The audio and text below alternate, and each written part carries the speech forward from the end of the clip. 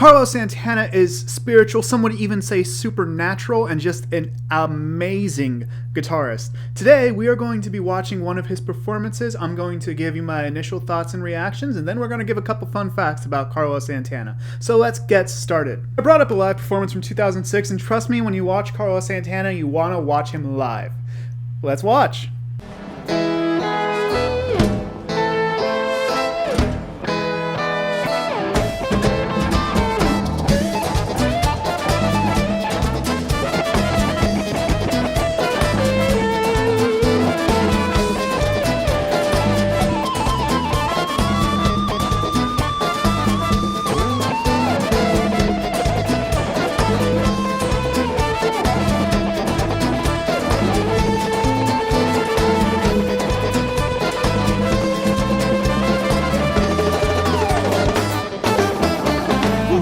Now, the very first time I saw Carlos Santana, which was actually at an Eric Clapton concert, Carlos Santana came out for the encore. Immediately after I saw him live, I had to see his band perform.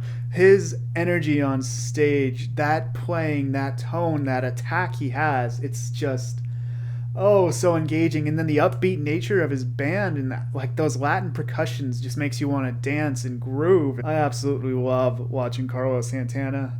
I'll put the link to this video in the comments. Check it out. It's like an hour long. Now let's get into the facts. Carlos Santana was born in Mexico in 1947 and actually came from a musical family. His father played mariachi music, and Carlos Santana himself started playing violin when he was 5 and guitar when he was 8. He actually has a brother who is a professional musician as well, Jorge Santana, who recently passed away.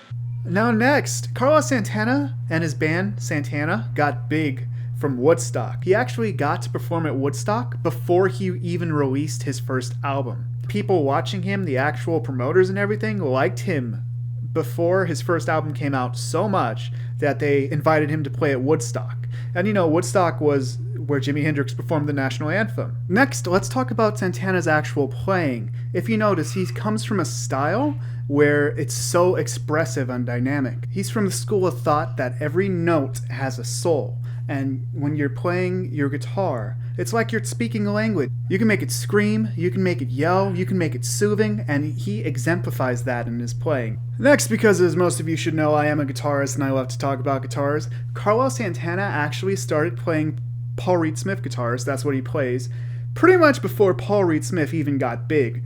Paul Reed Smith just started making guitars. He was pretty young at the time, and he was just trying to find players who would use his instrument. One day, before a show for Santana, he actually managed to get backstage and let Carlos try out one of his guitars. Well, Carlos liked it so much he decided to order a custom guitar, and eventually they began mass producing those guitars that Paul Reed Smith made for Carlos Santana, which is why you can get yourself one of these guitars. They come in some more expensive and cheaper models, but they're absolutely lovely. Now, since I'm a big Jerry Garcia and Grateful Dead fan, I do want to mention that Carlos Santana and Jerry Garcia were both around the same scene a lot. Jerry Garcia was actually the guy who gave Carlos Santana the hallucinogens when he got to Woodstock. In fact, after Jerry Garcia was recovering from his illnesses, due to health concerns, let's put it that way, Carlos Santana was actually one of the people he talked to when he was relearning how to play guitar. Their styles are similar, and if you'd like to learn more about Jerry Garcia, check out this video. And that'll about do it for today's video, folks. My name is Richard Durazo. If you enjoyed this, just hit like. Feel free to check out another video. I do these videos a lot. I can honestly talk about a lot of these musicians for a very long time, and if you'd like to hear that, leave a comment, and I'll do like extended versions, or I'll do another video. See you again soon.